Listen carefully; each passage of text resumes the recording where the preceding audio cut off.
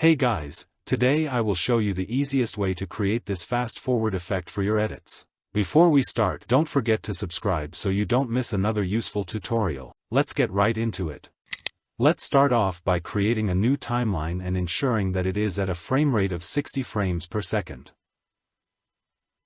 Drag your clip onto your timeline and begin preparing it.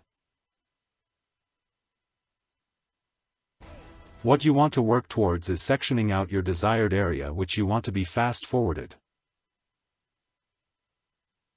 Once you have that cut ready, use the Speed tool in the right-click menu to adjust the speed to make the clip move faster. This took me a while to find the right level, so don't be afraid to use a bit of trial and error during this process. Now that you have the sped-up clip, you can piece them all together and remove the sped-up audio. It's time to add some visual effects. Open the clip in Fusion. Use Ctrl Space to open the node menu and select the Stop Motion tool. This will allow us to eliminate frames to create a better effect. Next up is Zoom Blur, which will give the cut a fast-looking perspective.